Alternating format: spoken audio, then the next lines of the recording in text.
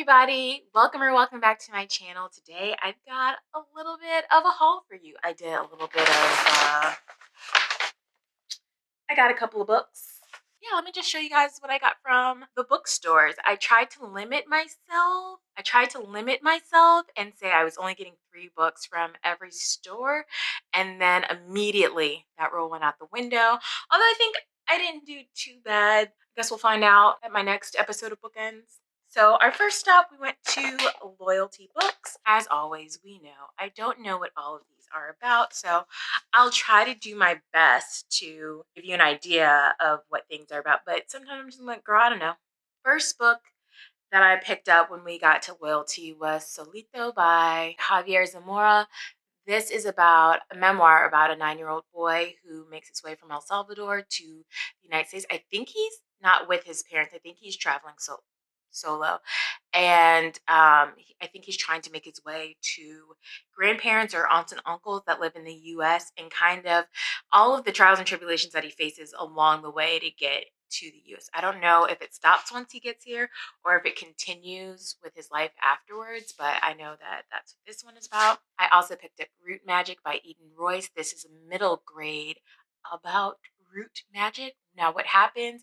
I know it's set in the 1960s. I think it's about a girl and her brother, cousin, maybe, I don't know.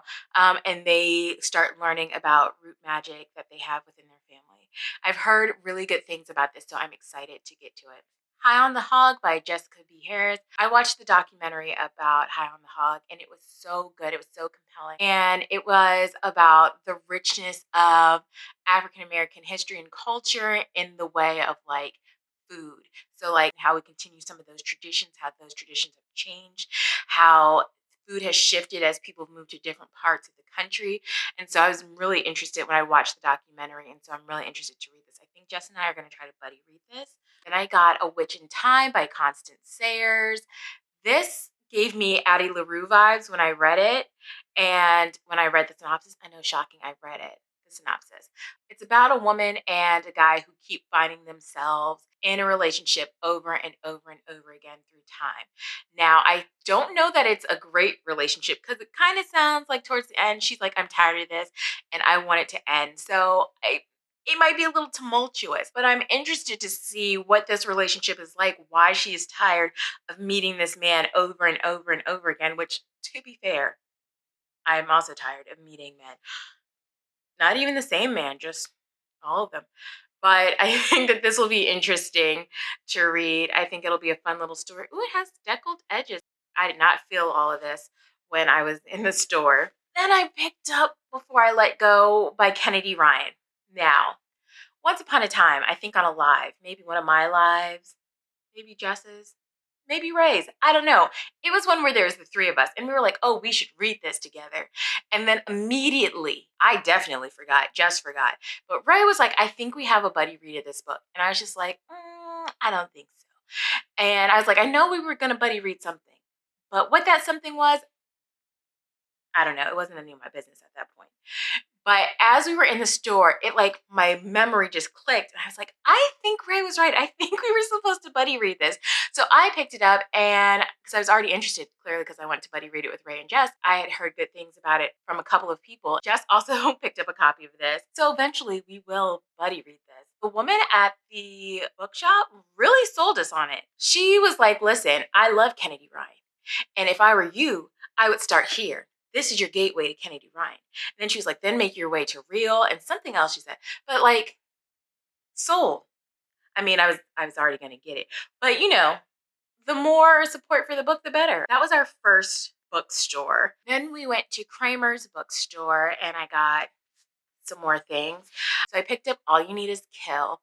So the art is by the same person who did Death Note, which I really loved. It's about this guy who keeps being reborn again and again so that he can go fight in battle. But like, he's tired of dying until one day he meets somebody who's like, hey, I can help you. I can make it so that you never have to be born again to fight another day. And so I'm curious to know how that happens. I'm also curious why they keep regenerating every day, like what causes it and how they're going to stop it. I got Out by Natsuo Carino, and this is about a woman who murders her husband and tries to bury the body. And like in doing so, she befriends a group of women who I think help her cover up the murder. And I just think that's beautiful, you know, women coming together to support each other. And I love that. And then I got Inflamed by Rupa Maria and Raj Patel. This is a nonfiction about the different systems in the body and injustices, prejudices, in the medical field that pertain to this. So we break down like the endocrine system, reproductive systems, cardiovascular systems. We talk about how healthcare in general is just trash, mostly in the United States. Not sure if we cover other countries, but I know for sure we focus a little bit on the US here. But I think that this is going to make me angry, but also be really interesting to read about. Then Jess and I went to Lost City Books where we did the book swap, and that's when she got me Perdido Street Station. And then I picked up Disturbance by Jenna Clark. This is about a woman who gets sucked into the occult and tries to banish like bad spirits that she thinks are happening with her neighbor. She thinks her neighbor is like an abusive relationship. And she kind of wants to like banish that guy from her neighbor's life.